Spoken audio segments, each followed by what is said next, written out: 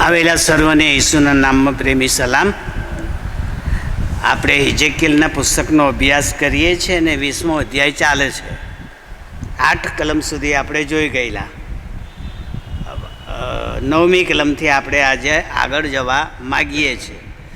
પણ જ્યારે શરૂ કર્યો ત્યારે મેં કહેલું કે 20મો અધ્યાય એ ઇઝરાયેલી પ્રજાએ યહોવા સામે કરેલી કચકચ અથવા બળવો એને ધ્યાનમાં રાખીને લખેલું છે. હવે મારો અંગત પ્રશ્ન એ હતો કે માણસ બળવો કરે તો એને દબાવવાનો હોય કે જાહેર કરવાનો હોય? કોઈ ઝઘડો થાય તો એને થાળી દેવાનો હોય કે એને લોકોની આગળ જાહેર કરવાનો કે જો પેલા લડ્યા થાળી દેવાનો હોય? તો પરમેશ્વરે હબાકુકને આ એમને જે શિક્ષા થઈ, નડ્યું, નુકસાન થયું એને દબાવવાના લીધે જાહેર કરે છે. તમારા પૂર્વજોએ આવું કર્યું એટલે એમને આવું થયું. તો એની પાછળ એક અર્થ રહેલો છે. એ અર્થ આપણા માટે બહુ કિંમતી છે. કયો? કે એ ફક્ત ઇઝરાયેલીઓ માટે હોત તો એ ઇતિહાસ બનીને ભૂલી જવાત. પણ ઈસુ આવશે ત્યાં સુધી આ ઇઝરાયેલીઓ જેવા ખ્રિસ્તીઓ હશે, રહેવાના જ. તમે માનો કે ના માનો, ઇઝરાયેલ જેવા એટલે ઊંધું ચાલનારા, પ્રભુનું નામ માનનારા, દેવળમાં બેસે પણ ખાલી ભજન ખેવા માટે જ બેસે, પ્રભુ સાથે કનેક્ટેડ ના હોય, જોડાણ ના હોય, એવા ચોક્કસ માણસો ઈસુના આવતા સુધી આખા જગતની મંડળી મળશે. એટલે એમને ચેતવણી મળે માટે આ જાહેર કરે છે. ઇઝરાયેલીઓ માટે નહીં, આપણા માટે એક સિમ્બોલ મૂક્યું કે જુઓ ભાઈ, પહેલાં અમને આવું થયું, પ્રભુએ શિક્ષા કરેલી અને તમે શીખો છો, તો હવે તમે આડા ના ચાલતા, હવે તમે પ્રભુનું સાંભળજો અને પ્રભુનું કહેવું કરજો. આ તો આપણે પ્રભુ કહે છે ને આપણે સાંભળીએ છીએ, પણ એ તો આપણે જ્યારે પ્રભુને જીવન સોંપીએ ત્યારે જ બને, નહીં તો આપણે બધા પાછા ધાર્મિક બનીએ પણ દંગાખોર. જો હું નિખારસ બોલું છું. મંડળીઓની અંદર કેસ થાય, ઝઘડા થાય, હુંસાતુસી થાય, તો એ કોના કારણે થાય? બાઇબલ કારણે તો હોય નહીં. બાઇબલ કારણે તો શાંતિ સ્થપાવી જોઈએ. તો એનો અર્થ એ થયો કે જે બાઇબલને નથી માનતા એવા લોકો આવું કરે, તો બાઇબલનો વિરોધ કરવો એનું નામ દંગો. બાઇબલનું ના માનીએ એટલે આપણે ખ્રિસ્તી હોય તો દંગાખોર. એટલે લખ્યું કે જો ભાઈ ચેત, તું મારો ખરો, પણ મેં ઇઝરાયેલે નથી છોડ્યા, તને નહીં છોડું, તને શિક્ષા કરીશ. આ જો ગળે ઉતરી જાય તો આ શિક્ષણ આપણા કામનું. નહીં તો પછી બધું ઇઝરાયેલના ગળે ઉતારી દેવાનું ને એના માથા પર નાખી દેવાનું ને આપણે કંઈ ઇઝરાયેલી છીએ. આ ઇતિહાસ તો એમનો, પણ આ ઇતિહાસ નથી. આ પરમેશ્વરની વાત છે અને પરમેશ્વરના લોકોને લાગુ પડે. આ યાદ રાખજો. હવે 9મી કલમ જુઓ, 20મો અધ્યાય અને એની 9મી કલમ. પણ મિસર દેશમાંથી તેમને કાઢી લાવતા મેં જે પ્રજાઓના દેખતા મારી ઓળખાણ તેઓને આપી હતી, તથા જેઓની સાથે તેઓ રહેતા હતા તેઓના દેખતા તેને બટ્ટો ન લાગે એવું મેં મારા નામની ખાતર કર્યું. સાંભળ્યો? મિસરમાંથી કાઢનાર યહોવા, પણ એ રહેતા હતા 430 વર્ષથી મિસરમાં. એટલે મિસરમાં રહેતા રહેતા એ મિસરી બની ગયેલા. પ્રભુના લોકો જગતમાં રહેતા રહેતા જગત જેવા બની જાય. એમને ખબર ના પડે કે હું ખ્રિસ્તી છું, બધાની સાથે બધાના જેવા. આવું જ્યારે થાય ત્યારે આ યાદ કરવાનું આવ્યું. શું કે મેં તમને મિસરમાંથી કાઢ્યા, બહુ અગત્યનું છે. મેં તમને મિસર દેશમાંથી કાઢ્યા ત્યારે મેં તમને મારી ઓળખાણ આપી, કે હું તારો દેવ છું ભાઈ, તું આટલા વર્ષોમાં ભૂલી ગયો, પણ હવે તો ફરી યાદ કર. આ તમને મેં મારી ઓળખાણ આપીને મિસરમાંથી કાઢ્યા, તોય 40 વર્ષ સુધી મને નડ્યા. કારણ કે 40 વર્ષની મુસાફરી છે. મિસરમાંથી નીકળ્યા ને અને કનાનમાં પહોંચ્યા, એ સમયગાળો 40 વર્ષનો છે. શોધજો, હું જે કહું, કાં તો મારી પર ભરોસો રાખજો, બે મારી પર ભરોસો રાખજો, કાં તો શોધજો, મળશે તમને. 40 વર્ષ સુધી પ્રભુએ દોર્યા, એ 40 વર્ષમાં પ્રભુને નડ્યા. એમ આપણી મંડળી અને આ મેથોડિસ્ટ મંડળી 150 વર્ષથી છે. પણ ઇતિહાસ જોઈએ તો 150 વર્ષમાં નડનારા માણસો તો હશે ને હશે જ. દરેક પેઢીમાં હશે, દરેક પેઢીમાં. તમારી ને મારી પેઢીમાં છે અને ભવિષ્યની પેઢીમાં હશે અવળા ચાલનારા, નડનારા. એટલે બાઇબલ જૂઠું નથી, ચેતવણી સાચી છે.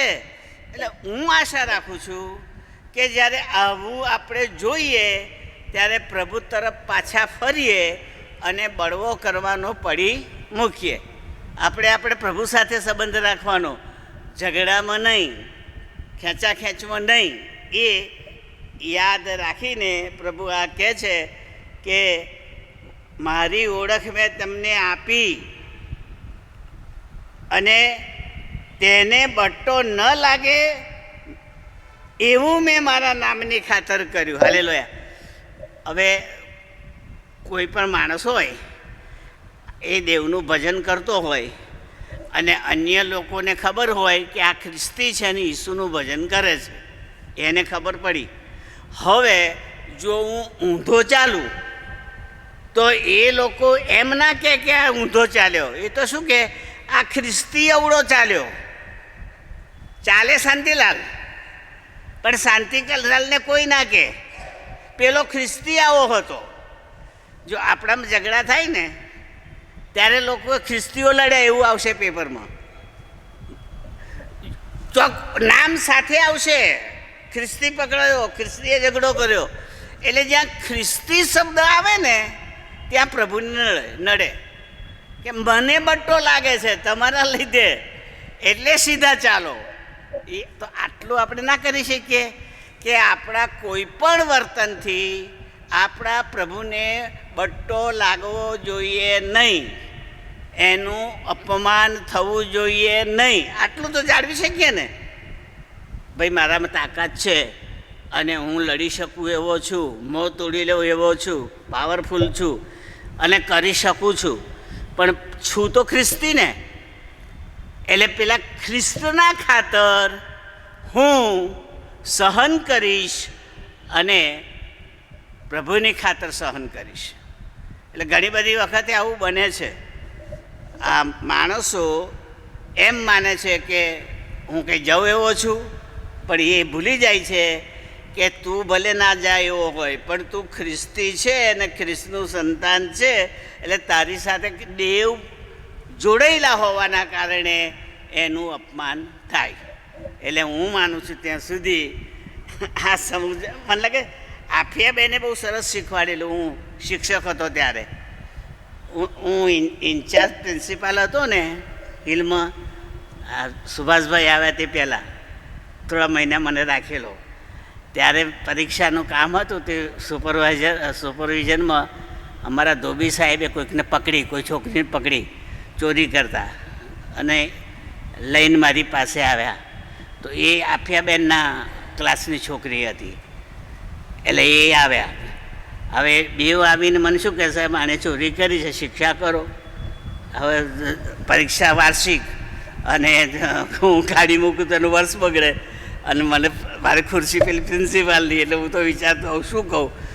એટલે પછી મેં એમને આફિયાબેનને કહ્યું કે આફિયાબેન આ તમારા ક્લાસની છોકરી છે, તમે એને જરા કહો. તો આફિયાબેન શું કહે છે, તું ખ્રિસ્તી થઈને ચોરી કરે છે? ત્યાં છે શું કર્યું, ખ્રિસ્તી થઈને ચોરી કરે છે? તો ધોબી સાહેબ શું કહે છે, અરે ખ્રિસ્તીને મારો ને ગોળી, ચોરી એટલે ચોરી, ખ્રિસ્તી કરે કે ગમે તે કરે, ખોટું તો કર્યું ને. પણ એ તો ખ્રિસ્તીને લઈને બેઠા, ખ્રિસ્તી થઈને ચોરી કરી, ખ્રિસ્તી થઈને ચોરી કરી. પછી મેં ધોબી સાહેબને કહ્યું મેં કહું ધોબી સાહેબ, આ ચોરી કરવી ને એ તો માણસ જાત માટે ખરાબ, પણ ખ્રિસ્તીઓ જ્યારે ચોરી કરે ને ત્યારે એમાં ઈસુનું નામ બગડે છે, એટલે આ બાઈ કહે છે, એટલે આ બેન કહે છે કે ખ્રિસ્તી થઈને ચોરી કરી. ખ્રિસ્તી નામ તો વાંધો નહીં, પણ ખ્રિસ્તી થઈને કેમ ચોરી કરી? એનો અર્થ એ સમજતા હતા. જ્યારે આપણે કોઈ પણ ખ્રિસ્તી વ્યક્તિ કંઈક એવું કામ કરીએ જે બાઇબલમાં ના પાડ્યું હોય, ત્યારે પ્રભુ આપણી સાથે અપમાનિત થાય છે. આ એ બેન માનતા હોવા જોઈએ, એટલે આવું બોલતા હતા. પછી સમાધાન કર્યું ને આગળ પરીક્ષામાં જે બેસવા દીધા, કે શિક્ષા કરી નહીં. પણ લોકોને હજુય નથી સમજાતું કે ખ્રિસ્તીઓ કેમ આવું કરે છે. અમે તો કરીએ, કારણ કે આમાં તો કોઈ એક ભગવાન નથી, ઘણા ભગવાન છે, પણ આમના તો એક ભગવાન. એક ઈશ્વરમાં માનનારી પ્રજા ચોક્કસ રસ્તા પર હોવી જોઈએ, અને છતાંય એ રસ્તો ભૂલી જાય તો એમને પરમેશ્વરને એ બટ્ટારૂપ થઈ જાય. એ અહીંયા લખવામાં આવ્યું છે. 10મી કલમ. હવે 10મી કલમથી માંડીને તે લગભગ 26 કલમ સુધી એ પેલા 40 વર્ષ જે ચાલે છે એમના બળવા બતાવેલા આવશે. વાંચીએ 10મી કલમ. તેથી મેં તેમને મિસર દેશમાંથી બહાર કાઢ્યા ને તેમને અરણ્યમાં આણ્યા. હવે યાદ રાખજો, મિસર દેશ આફ્રિકાનો ઉત્તર ભાગ, અને પછી લાલ સમુદ્ર આવે, રેડ સી, અને એને જૂના કરારમાં સુફ સમુદ્ર કયો છે. સુફ એટલે એ પણ યાદ રાખજો, સુફ સમુદ્ર જુદો નથી, એ લાલ સમુદ્રનું જ જૂના કરારમાં યહૂદીઓ જે નામ વાપરતા હતા એ સુફ સમુદ્ર. તો એ સુફ સમુદ્રની બીજી બાજુ જાઓ ને એટલે અરબસ્તાન આવી જાય, અરબસ્તાનનું સિનાઈનું અરણ્ય આવી જાય, અને એ દરિયાની આ બાજુ આફ્રિકા આવે, એટલે ઇજિપ્ત, એટલે મિસર. એટલે જો મિસરમાંથી, સાંભળજો, મિસરમાંથી એશિયામાં જવું હોય, આફ્રિકામાંથી એશિયામાં જવું હોય, મિસરમાંથી અરબસ્તાનમાં જવું હોય, તો એ જૂના સમયમાં, સાંભળજો, જળમાર્ગ નહોતો, જળમાર્ગે નહોતું જવાતું, પણ જમીન માર્ગ હતો, અને જમીન માર્ગમાં 10 જ દિવસમાં એ કનાન પહોંચી જાય. પણ મારા પરમેશ્વરે પોતાની ઓળખ આપવા માટે, પોતાનું સર્વસામર્થ્યપણું બતાવવા માટે એમને પેલા જમીન માર્ગ તરફ ના લઈ ગયા, પણ સુફ સમુદ્ર તરફ લઈ ગયા. એ પ્રભુ જાણતા હશે, લોકો નહીં જાણતા હોય. કેમ? કારણ કે રાતોરાત નાઠેલા. છેલ્લી રાત્રે યહોવાના દૂતે મહામરકી લાવીને પ્રથમ જનિતનો નાશ કર્યો, ત્યારે રાતે ને રાતે યહૂદીનો આખો જથ્થો અથવા આખો સંઘ નીકળી ગયો. પણ એ જે રસ્તે ચાલ્યો ત્યાં આગળ લાલ સમુદ્ર આવ્યો.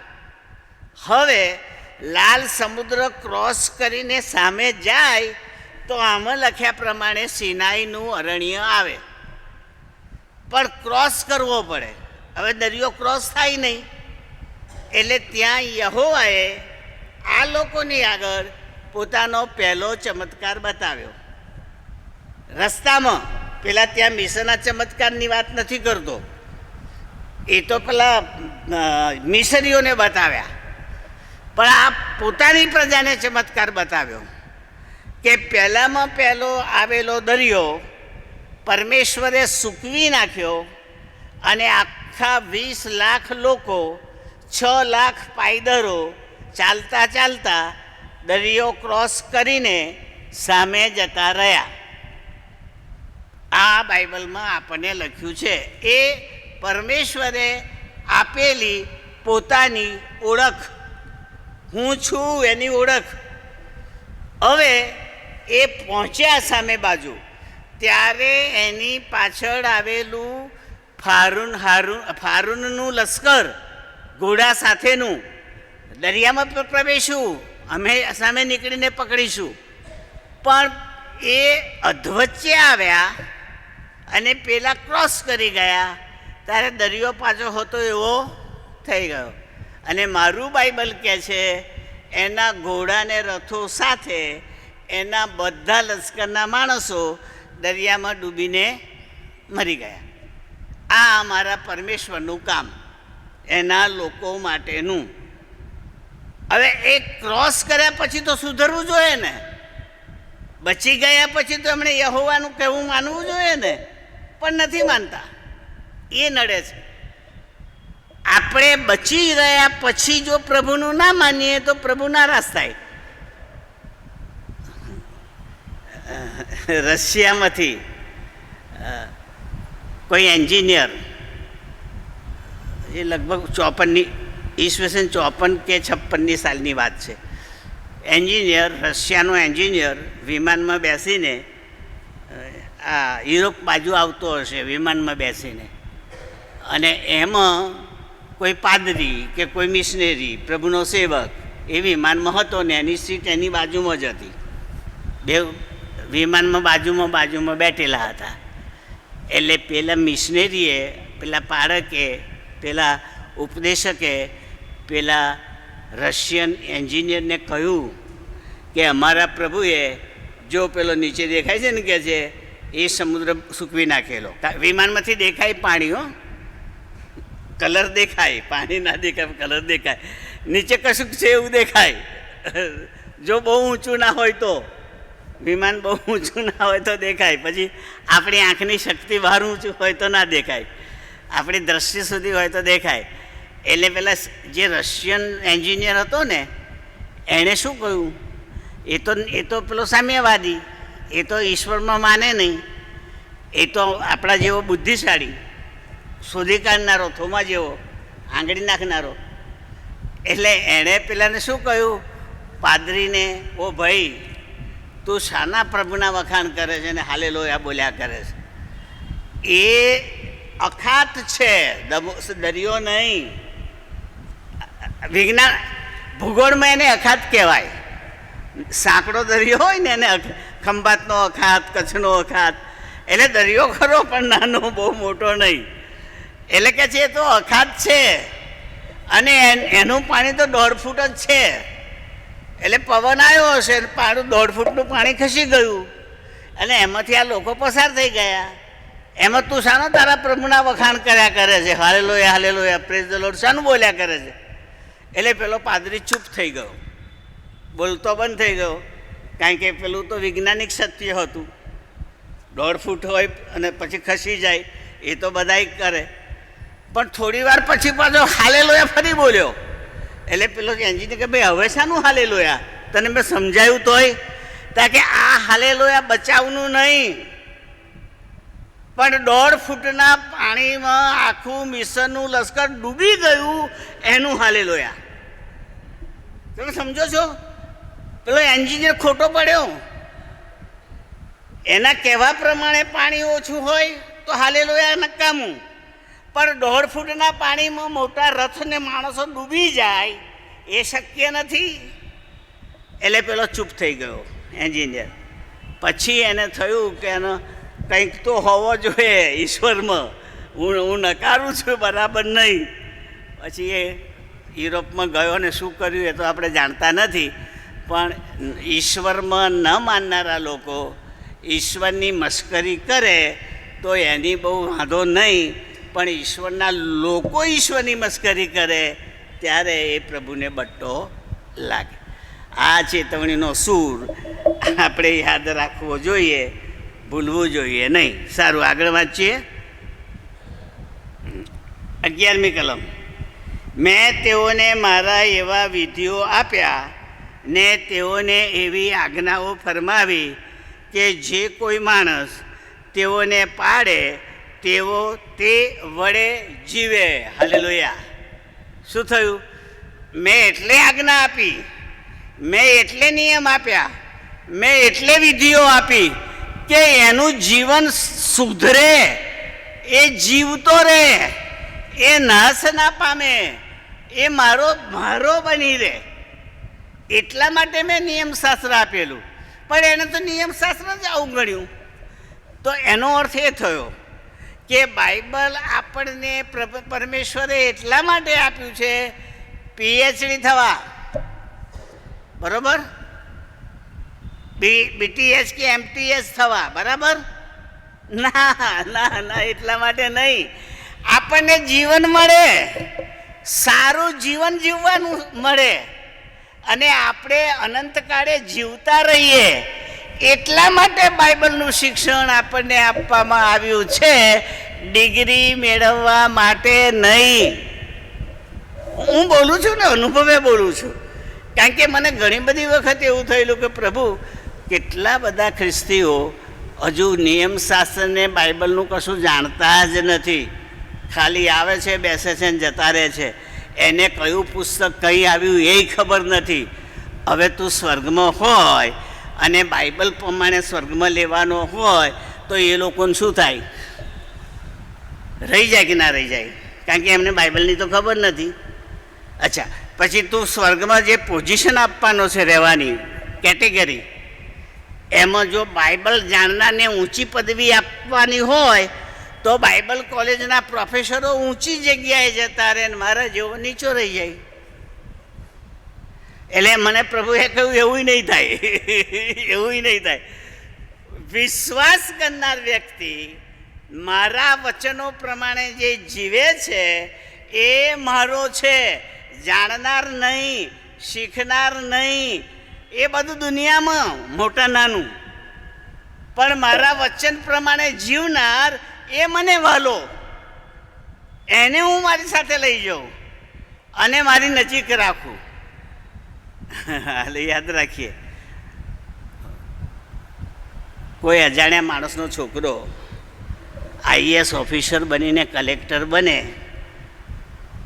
અને એ આપણા ઘેર આવે તો આપણે એને સાહેબ તરીકે માન આપીએ, પણ ભેટીએ નહીં, પ્રેમ દર્શાવીએ નહીં. કેમ? કારણ કે ભણીને આગળ તો વધ્યો છે, પણ મારે ને એને લેવા દેવા કઈ.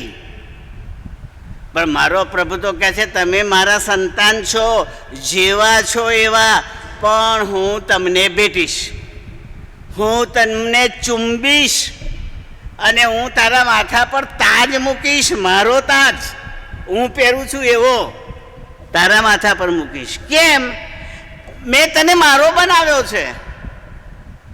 હું ગમે તેટલો મોટો હોઉં, હું રાજાઓનો રાજા હોઉં, હું સર્વજ્ઞ હોઉં, સર્વ સત્તાધારી હોઉં, પણ તમે તો મારા.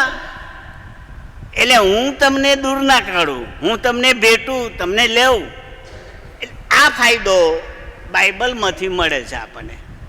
બાઇબલ બતાવે છે કે આપણે દેવના છીએ અને એટલે આપણે દેવની કૃપા અને આશીર્વાદથી જીવીએ છીએ. અને અહીં લખ્યું છે આજ્ઞાઓ વડે તે જીવશે. અચ્છા, હવે નવા કરારમાં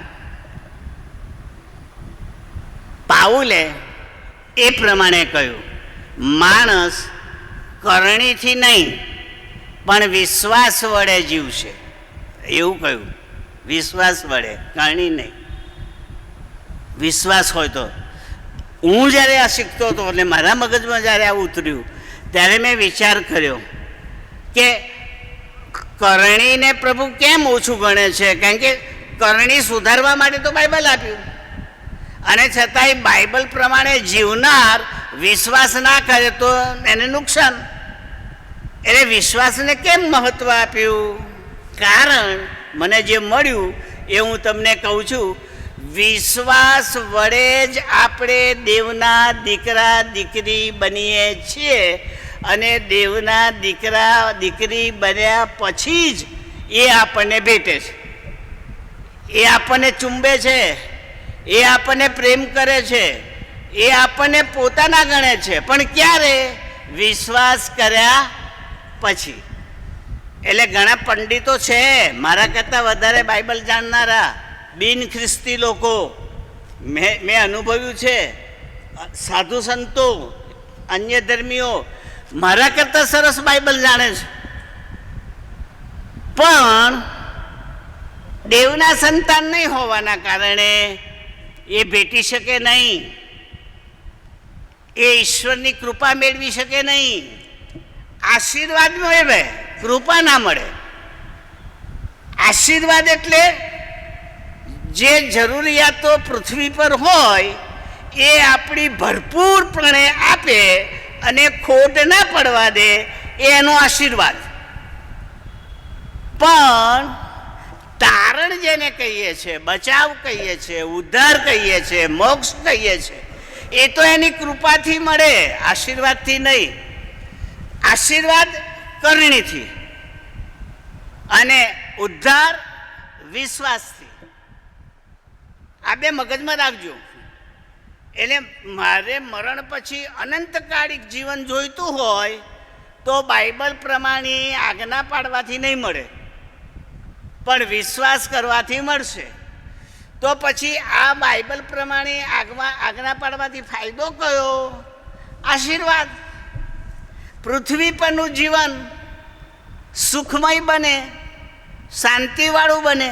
એટલે આપણે તો એ જોઈએ કે નહીં, અહીં ગોદા ખાઈને ઉપર જવાનું, અહીં શાંતિમાં જીવીને ઉપર જવાનું, અહીં લડી ઝઘડીને ઉપર નહીં જવાનું. તો અહીં શાંતિ જોઈતી હોય ને ઝઘડા ના જોઈતા હોય તો એનો આશીર્વાદ જોઈએ. તો એનો આશીર્વાદ મેળવવા માટે મારે બાઇબલ જોઈએ. બાઇબલ પ્રમાણે જીવવું પડે, સુખી થવું હોય તો પૃથ્વી પર. પણ જેવી પૃથ્વી ખાલી કરી પછી મારું પેલું ઉપરવાળું સ્વર્ગીય અરણ્ય શરૂ થયું, મુસાફરી શરૂ થઈ. એ શરીરની નહીં, એ આત્માની. તો આત્માની મુસાફરી, પરમેશ્વરનો વિશ્વાસ હોય તો પરમેશ્વર પાસે જવાય, અને પરમેશ્વર વિશ્વાસ ના હોય તો ભૂલું પડી જવાય, પરમેશ્વર પાસે જવાય નહીં. કારણ કે આત્મા પરમેશ્વરને ક્યારે ઓળખે? જ્યારે પરમેશ્વર પર મેં વિશ્વાસ કર્યો હોય ત્યારે. કોણ કહે છે? યોહાન. જેટલાએ ઈસુના નામ પર વિશ્વાસ કર્યો એટલે કે એનો અંગીકાર કર્યો, એટલાને દેવે પોતાના દીકરા દીકરીનો અધિકાર આપ્યો. પણ શરત કઈ? ઈસુ પર વિશ્વાસ. એટલે આપણે બે હાથે લાડુ પકડી લેવાના. સુખી થવું હોય તો નિયમશાસ્ત્ર, બાઇબલ. દુઃખ સુખ ભોગવીને બાઇબલના વચનો પાડો, સુખી થશો. અને અનંત જીવન જોઈતું હોય મરણ પછી તો વિશ્વાસ. એટલે વિશ્વાસ નહીં પકડો અને બાઇબલ નહીં પકડો, એ બેની સાથે રહો. એ બેની સાથે વિશ્વાસ કરનારને બાઇબલ ગમે ને ગમે જ. એ બાઇબલમાં રાજીનો રેડ થઈ જાય, એને સંગતો ગમે, એને સાંભળવાનું ગમે, એને કંટાળો આવે નહીં, કારણ કે વિશ્વાસ રાખ્યો છે. પણ વિશ્વાસ વગરનો ખ્રિસ્તી બાઇબલ સાંભળે તો એને ગમે નહીં એવું નહીં, ઊંઘી પણ જાય. સાંભળતો દેવળમાં ઊંઘી જાય, કારણ કે એને લેવા દેવા જ નથી. એને તો સ્તુતિ આરાધનામાં રસ પડે, કારણ કે ગાવાનું, વાંચવાનું, નાચવાનું.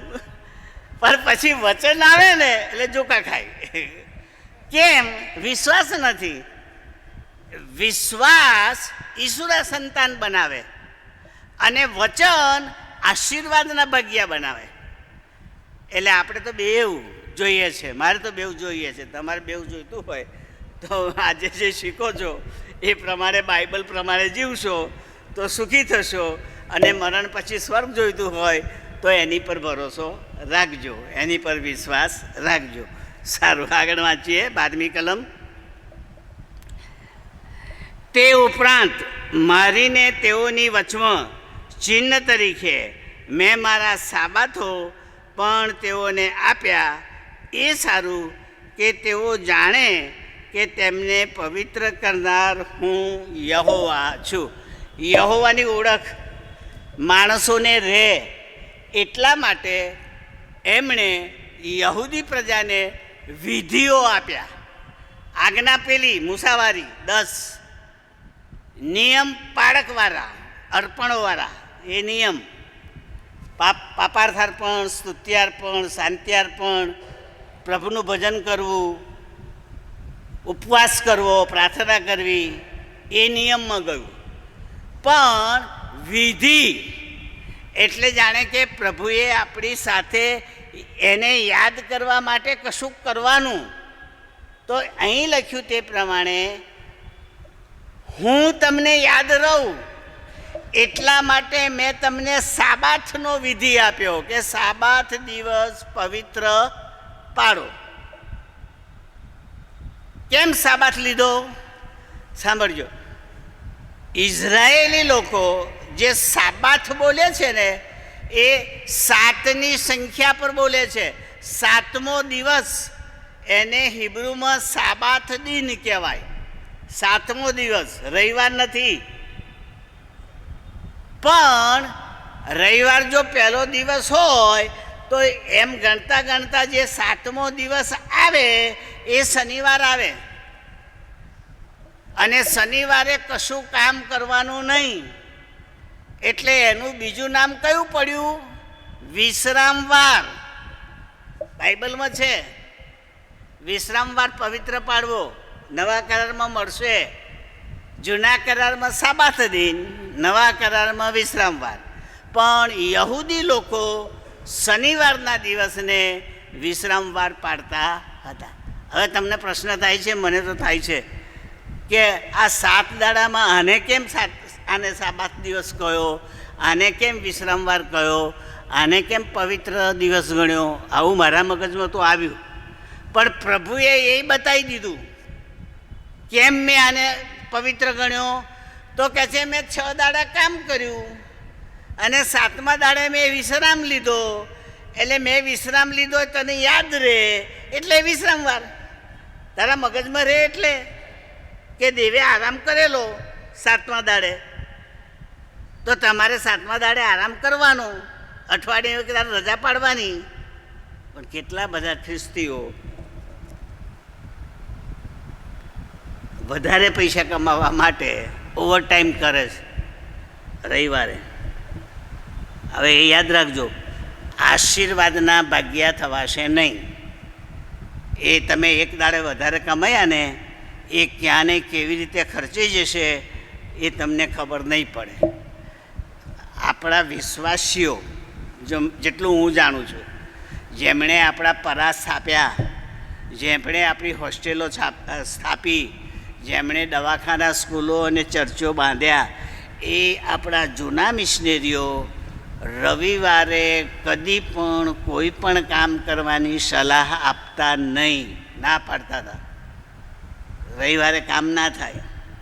કેમ? કારણ કે પ્રભુએ અઠવાડિયામાં 1 દાડો આરામ કર્યો છે ને તમારે અને તમારા પ્રાણીઓએ આરામ કરવાનો, બળદોએ આરામ કરવાનો, ગધેડાઓએ આરામ કરવાનો. જે પ્રાણીઓ તમે તમારી સેવામાં વાપરો છો એને પણ અઠવાડિયામાં 1 દાડો આરામ મળવો. એમ કરવાથી તમારી આવકમાં વધારો થશે, મારો આશીર્વાદ તમારી પર રહેશે. એટલે રવિવાર જો પવિત્ર પાડીએ ને તો આશીર્વાદમાં વધારો થાય. બાઇબલ કહે છે ભાઈ, અને મને વિશ્વાસ છે જે કરે છે એ અનુભવે તો ખબર પડે. અનુભવ વગર તો આપણું શીખેલું કાગળિયામાં રહે, આપણી પાસે ના આવે. તો આ લખ્યું છે, મેં મારી ઓળખ માટે તમને સાબાથનો વિધિ આપ્યો જેથી તમને ખબર પડે હું યહોવા તમારો દેવ છું, પવિત્ર કરનાર દેવ છું એવું તમને લાગવું જોઈએ. 13મી કલમ. પણ ઇસ્રાયેલ લોકોએ, સાંભળજો, અરણ્યમાં મારી વિરુદ્ધ દંગો કર્યો. તેઓ મારી વિધિઓ પ્રમાણે ચાલ્યા નહીં. તેઓએ મારી આજ્ઞાઓનો અનાદર કર્યો ને વિધિઓ છે કે કોઈ માણસ તેઓને પાડે તો તે વડે તે જીવે, અને મારા સાબાથોને પણ તેઓએ ઘણા જ ભ્રષ્ટ કર્યા. ત્યારે મેં કહ્યું, હું અરણ્યમાં તેઓ પર મારો કોપ રેડીને સંહાર કરીશ. આશીર્વાદ જતો રહે, સંહાર આવે. હવે તમને શું લાગે છે? સાબાથ દિવસ પવિત્ર પાડવો, કારણ કે હું પવિત્ર તમારો દેવ યહોવા છું, એનો ભંગ કર્યો એમ અહીં લખ્યું છે. એનો ભંગ કર્યો એ તો તમે કઈ રીતે કહી શકો? કઈ રીતે ભંગ કર્યો એમણે? કંઈક તો હોવું જોઈએ ને બાઇબલમાં. પ્રભુ ગપ્પુ ના મારે, ભંગ કરે તો જ લખે કે તમે ભંગ કર્યો. તો હું તમને કહું, ઘેર જઈને વાંચજો. જ્યારે એમણે પ્રભુને કહ્યું કે અમે તો મિસરમાં લસણ અને ડુંગળી ખાતા હતા, અને માછલા ખાતા હતા, અને માંસ ખાતા હતા, અને અમે તો એ રસ્તામાં કશું મળતું નથી ને ભૂખ્યા રહીએ છીએ, ત્યારે પ્રભુને ગુસ્સો ચડ્યો અને એમને કહ્યું, કાલે તમે એટલું માંસ ખાશો કે ગળામાં આવશે. એ જે માંસ આપ્યું ને લાવરીઓનું, લાવરી એક જાતનું પક્ષી છે, અને નીચે ઉડે, એના તંબુની બહુ ઊંચે નહીં, નીચે. અને આ લોકો એ લાવડીઓને પકડવાની, પક્ષી, અને એનું માંસ ખાવાય, એ ખાવાનું હતું. હવે જો પ્રભુએ એમની પ્રજાનું સાંભળ્યું અને લાવરીઓ માંસ ખાવા માટે આપી, પણ ત્યાં એક પાછી શરત મૂકી. આ સાબાથની શરત યાદ કરાવી. જોજો હો, સાબાથ આવે છે, ખાવાનું એકઠા કરવા જાઓ 6 દાડા કરજો, 7માએ ના કરતા. 7માએ નહીં મળે, પણ માણસ એટલે માણસ. સોનું વેચાતું હોય તો રવિવારે દેવળ મૂકીને ના દોડીએ, એવું લાવરીઓ મળતી હતી.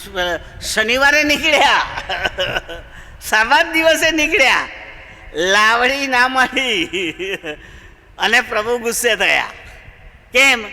હું પવિત્ર છું, મેં વિશ્રામ લીધો છે, મને તો યાદ કરો. અને યાદ રાખીએ, એ ગુસ્સાના કારણે અરણ્યમાં પેલા આજ્ઞા સાપ મોકલ્યા, જે માણસોને કાઢ્યા. એ વાત જુદી છે, એ આમાં આવતી નથી, એટલે હું ફરી જ્યારે આવશે ત્યારે કહીશ. અત્યારે આટલું યાદ રાખો કે સાબાતના દિવસે પ્રભુએ ના કહેલું તોય આજીવિકા મેળવવા દોડ્યા, એટલે પ્રભુ ગુસ્સે થયા. તો પ્રભુ આજે આપણી પર ગુસ્સે ના થાય? એટલે રવિવાર દેવળ કમાવા દોડ્યો, તારી કમાણી નકામી જશે, હું એને આશીર્વાદ નહીં દઉં. આ શક્ય છે, હું જે બોલું છું તે શક્ય છે. આપણે બંધાઈ ગયેલા હોય ને તો જવું પડે. ગોધરા ચર્ચમાં શિક્ષકોનો સેમિનાર હતો ને, ત્યારે એમણે મને આ પ્રશ્ન કરેલો, શિક્ષકોએ. હું સેમિનાર લેવા ગયો ત્યારે કે સાહેબ, અમારે તો આ સરકાર છે ને કે રવિવારે જ પ્રોગ્રામો રાખે છે. હા, જાણી જોઈને દેવળમાં ના જવા દે. એટલે તો હવે અમારે પ્રોગ્રામમાં જવું કે દેવળમાં જવું? મને પ્રશ્ન કરેલો. હવે મારથી એવું કહેવાય કે પ્રોગ્રામમાં નહીં જવું, કારણ કે તો સરકારી ફરજ આવે છે. એટલે મેં એમને કહ્યું, એ તમે યાદ દેવડાવું છું, ગળે ઉતરે તો માનજો. મેં એમને કહ્યું કે તમારે પહેલાં સમજી લેવાનું કે જે સરકાર તમને રવિવારે કામ કરાવડાવે છે, એ સરકારને સત્તા કોણે આપી? એ સરકાર બનાવી કોણે? આ પ્રશ્ન આવ્યો. શિક્ષકો ભણેલી વ્યક્તિ કહેવાય, બુદ્ધિ થોડી વાપરે, એ સાંભળીને પ્રશ્ન કરે એવા. એટલે મેં એમને પાઉલનું વચન યાદ દેવડાવેલું, પાઉલનું કે તમારો અધિકારી ઈસુની વિરુદ્ધ હોય તોય તમારે એને માન આપવું અને એના કયા પ્રમાણે કરવું, કારણ કે એને પણ મેં અધિકાર આપ્યો છે, મેં સત્તા આપી છે. એટલે તમારે આટલું યાદ રાખવાનું કે આ રવિવાર ભંગ કરાવે છે ને એ અધિકારીને સત્તા મારા પ્રભુએ આપી છે, પછી આપણે જવાનું. એટલે શિક્ષા કોના ખાતે ગઈ? મારા ખાતે ના ગઈ. બાય બાય ચારણી જા પેલા ઘેર, અહીંથી અહીં. પ્રભુજી મને શિક્ષા કરવા ગયો તો મેં ઉશ્કેલ પેલા માથા પર તું ભોગવ, હું તો નહોતો આવવાનો, ત્યાં મને બોલાવ્યો. ભલે ભલે વ્યવહારું હોય આપણે, પણ મારું બાઇબલ તો કહે છે કે અધિકાર હું આપું છું અને એને તારે આધીન રહેવાનું. પણ આપણું મન તો શું છે? પાડવાનું, સાબાત પાડવાનું મન છે. તો પ્રભુ મન ના ઓળખે? તો આ લોકોએ બહુ લાંબુ લખ્યું છે, પણ અહીંયા આ પ્રમાણે લખ્યું છે કે મારો કોપ રેડીને તેનો સંહાર કરીશ. એ પેલા આજ્ઞા સાહેબ મોકલીને માર્યા તે. સારું, આ એક દાખલો લાવરીનો મેં કયો માઉસનો, એમાં પણ સાબાત ના પાડ્યો એમણે, બરાબર. હવે આકાશમાંથી રોટલી મોકલી, અન્ન, માનના, જવ, મધ ચોપડેલી પૂરી જેવો એનો સ્વાદ, એવું બાઇબલમાં લખ્યું છે. મધ ચોપડેલી પૂરી એટલે પૂરી જેવો. એ આકાશમાંથી પડ્યું ત્યારે પાછું પ્રભુ યાદ કરાવી જોજો, હો શનિવાર છે, સાબાત છે, એકઠું કરવા ના જશો. 6 દાડા જ એકઠું કરજો, 7મા દાડે ચાલશે. આગળના દિવસનું બીજા દિવસે તમને ચાલી જશે, ચિંતા ના કરશો. પણ તોય બાઇબલમાં લખ્યું છે કે પાછા શનિવારે ગયા અને પેલું અનાજ ભેગું કર્યું. આ આપણા માણસોનો સ્વભાવ, મારો ને તમારો સ્વભાવ. નાકે ને એનું ઊંધું જ કરવું. અને એમાંય આપણે ખ્રિસ્તીઓને તો કોઈ પહોંચી જ ના વળે. એને તો એવી રીતે કરે કે સામા માણસને ધાર્મિકતા લાગે ને એ ઊંધું જ કરતા હોય. સારું, આપણે જોઈએ તો એમાં શું થયું સાંભળજો. જેમણે માના એકઠું કર્યું સાબાતે, એ ગંધાઈ ગયું, વાસ આવી, ખાવા લાયક રહ્યું નહીં. પણ જેણે શનિવારનું માનના એકઠું કર્યું નહોતું, એનું શુક્રવારનું ચાલ્યું. શુક્રવારે જે એમણે એકઠું કરેલું તે શનિવારે ચાલ્યું, એ ના ગંધાયું. અને પેલું તાજું એકઠું કરેલું ગંધાઈ ગયું. એનો અર્થ શું થયો? પ્રભુ એમની પર નારાજ થયા એટલે ગંધાઈ ગયું. પ્રભુ પેલા પર ખુશ હતા એટલે ચાલ્યું. આપણી પાસે પ્રભુએ આપેલો જે આશીર્વાદ છે એ પ્રભુના કૃપાથી, પ્રભુના પ્રેમથી ટકી રહે. પણ ઊંધું કરીએ તો આવે છે એ ગંધાઈ જાય, એ નકામું જાય.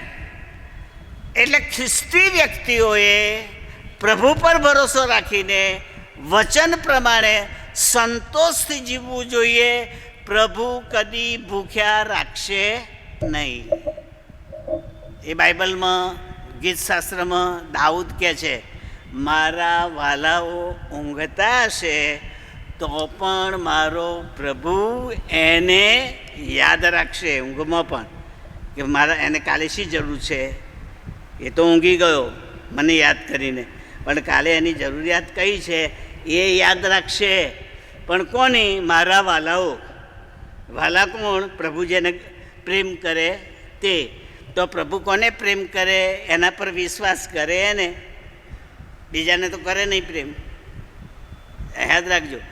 એની આશીર્વાદની વૃષ્ટિ બધા પર, હિન્દુ પર, મુસ્લિમ પર, ગુંડા પર, ચોર ઉપર, દારૂડિયા પર, આશીર્વાદની વૃષ્ટિ બધાના પર. એમાં પક્ષપાત નહીં, એના કર્મ પ્રમાણે. સારા કામ કરે તો આશીર્વાદ મળે ને ખોટા કામ કરે તો ના મળે. પણ આશીર્વાદ તો હોય જ, પણ મળે નહીં. વરસાદ તો પડે જ, બાઇબલ કહે છે. વાડમાંય પડે ને ખેતરમાંય પડે, પણ ખેતરમાં અનાજ પાકે ને વાડમાં કાંટા થાય. એમ પ્રભુના આશીર્વાદથી ગુંડાઓ બગડી જાય અને ખ્રિસ્તીઓ સુધરી જાય. હું માનું છું, કારણ કે એ વચન પ્રમાણે જીવે છે. પણ અહીં જે લખ્યું છે તે મહેરબાની કરીને યાદ રાખજો. પ્રભુએ એમની પર ગુસ્સે થઈને મારી નાખવાની વાત કરી છે, કારણ કે હું સંહાર કરીશ એવું લખ્યું છે. 14મી કલમ. પણ મારા નામની ખાતર મેં એવું કર્યું કે જે પ્રજાઓના દેખતા હું તેઓને બહાર કાઢી લાવ્યો હતો, તેઓના દેખતા મારા નામને બટ્ટો ન લાગે. હાલેલુયા. મેં બટ્ટો લગાડ્યો, પણ એને બટ્ટો ના લાગે એવું એણે કર્યું. હું પાપી, એ પવિત્ર, પણ એની પવિત્રાઈ મારા પર રાખવી. હું એને નડ્યો, એ મને ઉપયોગી બન્યો. હવે આ જરા સમજવા જેવું છે. શું સમજવા જેવું છે? મને બટ્ટો ના લાગે માટે એમનો સંહાર ના કર્યો, નહીં તો મને તો એમને મારી નાખવાનું મન થયેલું. તો પ્રભુને બટ્ટો કેવો લાગે એની નજરમાં? કારણ કે પ્રભુને ખબર છે કે હું મિસર દેશમાંથી અમને કાઢી લાવ્યો છું, અને મેં વચન આપ્યું એમને કે હું તમને દૂધમધની રેલછેલવાળા દેશમાં લઈ જઈશ, કનાન દેશમાં લઈ જઈશ, વચનના દેશમાં લઈ જઈશ. એવું મેં પ્રોમિસ આપ્યું છે. હવે મારું પ્રોમિસ ના જાય એટલે મેં એમનો સંહાર કરવાનો વિચાર કર્યો, પણ ના સંહાર કર્યો. બચાવ્યા, અમુક મર્યા ને અમુક રહ્યા. છેક જતાં જતાંય બે તો રહ્યા, કનાનમાં જતાં જતાંય બે તો રહ્યા, બાકીના બધા મર્યા. પણ પ્રભુએ એના વચનની ખાતર એ ગુસ્સે થયા હોવા છતાંય બટ્ટો ન લાગે માટે એમનો સંહાર કર્યો નહીં. 15મી કલમ. વળી દૂધમધની રેલછેલવાળો દેશ જે મેં તેઓને આપ્યો હતો. દૂધમધની એટલે જ્યાં દૂધની અને મધની છત છે એવો દેશ, જ્યાં પુષ્કળ દૂધ છે, જ્યાં પુષ્કળ મધ છે એવો દેશ એટલે કનાન દેશ. કનાન દેશનો બાસાન પ્રદેશ એને દૂધમધની રેલછેલવાળો દેશ માનવામાં આવે છે. મેં તેઓને આપ્યો હતો ને જે સર્વ દેશોની શોભા છે એમાં તેઓને ન લઈ જવાને મેં અરણ્યમાં તેઓની આગળ સમખાતા. હવે પ્રભુ ગુસ્સે થયા ત્યારે મૂસાને શું કહે છે? તારાથી પ્રજા ઉત્પન્ન કરીશ ને એને દૂધમધની રેલછેલવાળા દેશમાં લઈ જઈશ, પણ આ બધાને મારી નાખીશ, આ બધાને મારી નાખીશ, જેને મેં કાઢ્યા બધાને મારી નાખીશ, તારાથી જે સંતાન થશે એને લઈ જઈશ. ત્યારે મૂસા રડ્યો અને પ્રભુને કહે છે, ઓ પ્રભુ, એવું ના કરીશ, અને એવું કરવું હોય તો તારા પુસ્તકમાંથી મારું નામ કાઢી નાખ, તારા જીવનના પુસ્તકમાંથી મારું નામ કાઢી નાખ. મારે નથી આવવું. મારા લોક મરી જાય તો તારું નામ બગડે કે આમના દેવે અહીંયાથી કાઢીને રસ્તામાં મારી નાખ્યા, એવું કે લોકો. એટલે મહેરબાની કરીને તું આવું કરીશ નહીં. એટલે પ્રભુ અટકી ગયા અને સંહાર ઓછો થયો. આ યાદ રાખજો. અને એટલા માટે ચોખ્ખું લખ્યું છે કે મારા નામની ખાતર મેં તેઓનો નાશ કર્યો નહીં અને દૂધમધની રેલછેલવાળો દેશ આપ્યો. 16મી કલમ. કેમ કે તેઓએ મારી આજ્ઞાઓનો અનાદર કર્યો, એટલે આજ્ઞાભંગ કર્યો, ને મારા વિધિઓમાં ચાલ્યા નહીં, એટલે મારું ભજન ના કર્યું, મારા સાબાથોને ભ્રષ્ટ કર્યા, એટલે વિશ્રામવાર પવિત્ર ના પાડ્યો. કેમ કે તેમનું મન તેમની મૂર્તિઓ તરફ ખેંચાતું હતું. કોઈ પણ માણસ પ્રભુને ક્યારે ભૂલી જાય? ક્યારે ભૂલી જાય મને કહો? જ્યારે એને પ્રભુ વગરના વાના ઉપર મન લાગે ત્યારે. મારું મન સંસારી વાનામાં લાગે તો મને પ્રભુ ભૂલાઈ જાય. પણ જો મને પ્રભુ પર પ્રેમ હોય તો સંસારી વાનામાં મારું ચિત્ત ઓછું રહે પેલા કરતાં. હવે આ સમજવા માટે ઈસુએ નવા કરારમાં આપણને બહુ સરસ કહ્યું, બહુ સરસ. શું કહ્યું? ઈસુના શબ્દો બોલું છું, સાંભળજો. આ પૃથ્વી પર તમારું દ્રવ્ય એકઠું ના કરો જ્યાં તમારું ચિત્ત રહેશે. ઈસુ બોલે છે, પણ તમારું દ્રવ્ય સ્વર્ગમાં એકઠું કરો જેથી તમારું ચિત્ત સ્વર્ગમાં રહે, ઉપર રહે, અહીં નહીં. પણ આપણે શું કરીએ છીએ? મરણ પછી કોણે જોયું? અહીં જ એકઠું કરો ને, અહીં જ વાપરો ને, અહીં જ પહેરો ને, અહીં જ વટ મારો ને, પછી ચોર આવીને ચોરી જાય તો દુઃખી જ થવાનું ને, થાય કે નહીં? પણ પેલું ચિત્ત રાખ્યું હોય તો કોઈ દુઃખી જ ના કરે. અયુબને શેતાને બહુ દુઃખી કર્યો ને, તોય અયુબે શું કહ્યું? આ મારી ચામડી ખરી જશે ને તોય હું એને નહીં છોડું. ત્યારથી થાય એ કરી લે. અને પ્રભુએ 7 ગણું આપ્યું. પણ હકીકત કઈ છે? હકીકત એ છે કે પ્રભુની સાથેનો આપણો સંબંધ એ જગતના વાના તરફ જતો રહે, એને કહેવાય મૂર્તિ પૂજા અને એને કહેવાય પાપ. આ મૂર્તિની વ્યાખ્યા મને ઘણા બધા પૂછે, સાહેબ કોઈ આકૃતિ બનાવીએ, સ્ટેચ્યુ બનાવીએ, એની આગળ નમીએ, હાથ જોડીએ, તારે મૂર્તિ પૂજા થાય ને? એમને એમ કંઈ થાય? બરાબર, સાચી વાત છે ભાઈ.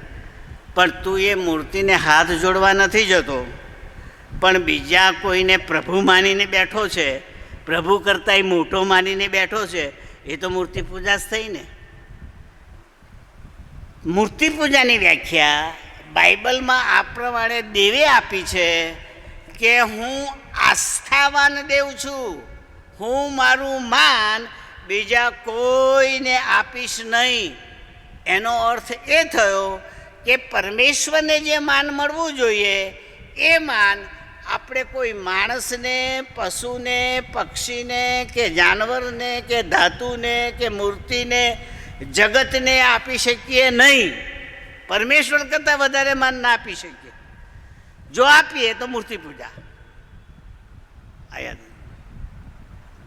માણસ પરમેશ્વરની જગ્યાએ આવી જાય ને તોય મૂર્તિ પૂજા. હવે માની લો કે કોઈ માણસ જો પોતાને ભગવાનમાં મૂકી દે ને, ટોટલી રીતે મૂર્તિ પૂજા થઈ જાય. કારણ કે પરમેશ્વર એનું માન અને સન્માન માણસને આપે બરોબર છે, પણ માણસ પરમેશ્વરની બરોબર જેવા થાય ને તો એ શેતાનની સાથે આવી જાય. કારણ કે શેતાન બન્યો કેવી રીતે? એ તો દૂત હતો, પ્રભુની સાથે રહેતો હતો, વાયરનો પ્રમુખ હતો. એ હું કહું છું, બાઇબલમાં નથી, એ હું બોલું છું, વાયર પ્રમુખ. પણ ભાઈ મારો બાઇબલ અભ્યાસ જે મને કહે એ હું તમને ખુલ્લા મને કહું છું, કદું અટકાવતો. મને મારા બાઇબલમાંથી આ આકાશના બધા દૂતો 3 ભાગમાં વહેંચાયેલા દેખાય છે. 1/3, 1/3, 1/3, 33%, 33%, 33%, એમ આખો દૂતનો સમૂહ વહેંચેલો દેખાય છે મારા અભ્યાસમાં. તમને ગળે ઉતરે તો માનજો. એમાં 3 ભાગના જે દૂતો, એટલે 33% દૂતો, એ કેવળ પ્રભુની સ્તુતિ આરાધના જ કર્યા કરતા હતા. રાત દિવસ હાલેલુયા બોલે, વગાડે, વાજિંત્રો વગાડે, નાચે, કૂદે, જે કરે તે પણ સ્તુતિ. બીજા જે 3જા ભાગના દૂતો હતા ને એ હથિયાર સજ્જ હતા. એટલે જ્યારે પ્રભુને લડવાનું થાય ત્યારે એમનો ઉપયોગ કરતા હતા. અને એનો આગેવાન હતો મિખાએલ, એનો સેનાપતિ. અને 3જા ભાગના જે દૂતો હતા ને એ સંદેશિયા હતા, ટપાલી, મેસેન્જર. પૃથ્વી પર કોઈની પ્રબોધકને કહેવું હોય તો પેલો દૂત આવીને કહે, એને સમાચાર આપે. અને એનો આગેવાન હતો ગાબ્રિએલ,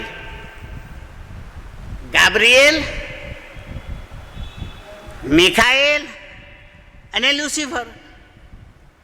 લ્યુસિફર શેતાન. બાઇબલમાં ભલે લ્યુસિફર નામ નથી, પણ આખી મંડળી એને લ્યુસિફર કહે છે.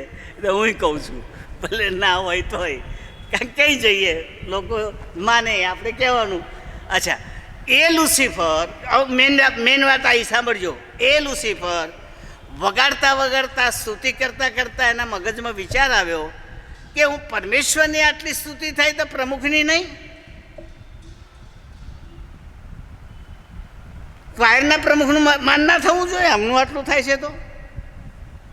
એટલે એણે પોતાની જાતને પરમેશ્વરની હરોળમાં મૂકી, અને પરમેશ્વરને ખબર પડી ગઈ કે આ તો મારી કક્ષામાં આવવા જાય છે. એટલે કે જા પૃથ્વી પર જા, ફેંકી દીધો એને. તો એ એકલો ના આવ્યો, પેલા 33% લઈને આવ્યો. એ બધા અપદૂત, એ બધા નડે છે આપણને. ભાઈ આ તો બાઇબલમાંથી જેટલું હું જાણું છું એટલું કહું છું. તમારે શોધીને પછી બીજા કોઈને પૂછવું જોઈએ. સારું, એટલે 2/3 રહ્યા, 1/3 અહીં નડ્યા. હવે જો હું મારા પ્રભુ કરતાં મારું માન વધારું તો પેલા 1/3 જે પડ્યા છે એમાં આવ્યો. એટલે કોના પક્ષમાં આવ્યો? શેતાનના પક્ષમાં. તો શેતાનને પ્રભુને બનતું નથી, તો મારે પ્રભુને કઈથી બને? સમજો, આ સમજવા જેવું છે. કદી પણ પોતાનું મહત્વ પરમેશ્વર કરતાં વધારે માનશો જ નહીં. એ જ સર્વોપરી છે. હું રાજા બનું તોય એ રાજાઓનો રાજા છે. એની તોલે કોઈ માણસ કદી આવી શકે નહીં. એટલે ગર્વ નહીં કરવો એ આપણું શિક્ષણ છે, એ યાદ રાખીએ. 1 જ મિનિટ પછી બંધ કરી દઉં, સમય થયો મને ખબર છે. અને 17મી કલમ જોઈને બંધ કરી દઈએ, કારણ કે ફકરો બદલાય છે. પરંતુ તેમના પર કૃપાદ્રષ્ટિ કરીને મેં તેમનો નાશ ન કર્યો, ને અરણ્યમાં તેઓનો પૂરેપૂરો સંહાર કર્યો. થોડા માર્યા ને થોડા જીવ્યા. એ મેં મારા નામને ખાતર કર્યું, તમારા કામને ખાતર તો તમે મરવાના જ હતા. હું આવું કહું છું, જો માણસ ખ્રિસ્તી જીવનના કામ પ્રમાણે ન્યાય કરે ને, એકે ખ્રિસ્તી બચે એવો નથી, એક પણ નહીં. પણ પ્રભુ એના નામની ખાતર મને બચાવે છે, એ મને એમના ગણીને બચાવે છે. એટલે પ્રભુ એની કૃપા વડે આપણને બચાવીને સ્વર્ગમાં લઈ જાય છે.